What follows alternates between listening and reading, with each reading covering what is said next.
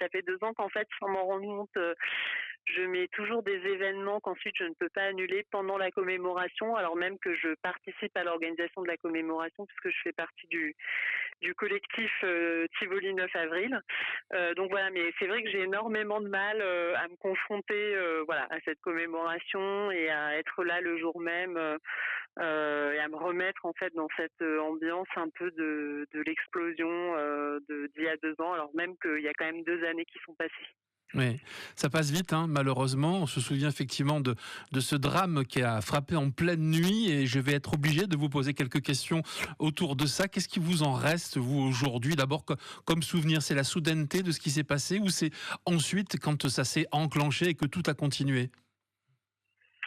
Ben non, je pense que quand même si effectivement de l'eau a coulé sous les ponts et heureusement quand même un certain nombre de choses ont évolué pour les personnes en tout cas qui ne sont pas décédées dans l'explosion, puisqu'il y a 8 personnes qui sont décédées, donc c'est quand même un énorme choc et en particulier pour ces personnes et pour leurs familles.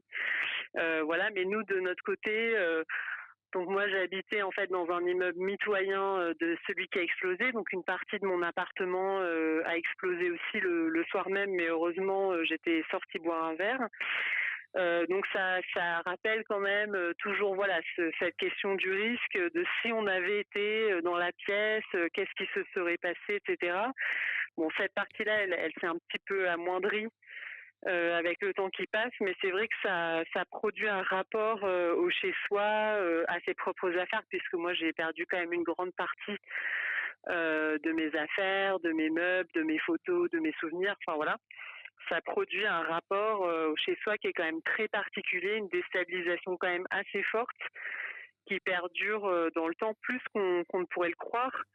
Même si voilà, il y a aussi eu des points positifs entre guillemets malgré toutes ces difficultés de la rencontre de mes voisins, d'une création d'un groupe qui a été très fort et très structurant, notamment nous dans notre immeuble, avec une partie de mes voisins on se connaissait pas avant. Donc voilà, il y a aussi ça qui est sorti de cet événement. Alors, ce que vous avez voulu effectivement en retirer, et bravo à vous, mais le fait qu'on n'avance pas beaucoup du côté des indemnisations avec des assurances où c'est un véritable parcours du combattant, j'imagine que ça aide pas à tirer un trait sur cette histoire, même si ça, vous le tirerez probablement jamais ce trait. Alors oui, c'est vrai que c'est assez lourd de porter ça pendant tout ce temps, et c'est vrai que sur le moment, je pense que moi j'avais pas du tout de visibilité sur la durée que ça prendrait. Mais effectivement, on est plusieurs à être dans enfin voilà, il y a des personnes qui sont dans des situations vraiment dramatiques. Donc on a un voisin par exemple dont l'assurance n'a quasiment rien pris en charge en fait, alors même que sa maison de fond de cour a été en partie détruite et est toujours inhabitable. Donc voilà, l'assurance prend très très peu de choses en charge, alors que c'est une grosse assurance. Donc pour la cité Sogessure. Et sinon, donc il y a ces difficultés-là. Et moi-même, dans mon assurance, c'est vrai que ça a été beaucoup de papiers à faire, beaucoup d'administratifs extrêmement lourds sur des choses qui sont difficiles. En fait, c'est difficile de se replonger là-dedans.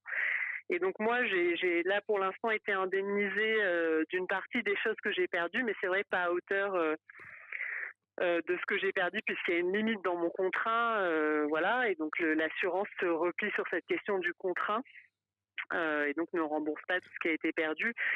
Et c'est vrai que ça a été quand même beaucoup de mobilisation et un certain nombre de négociations parfois sur 200, 300 euros.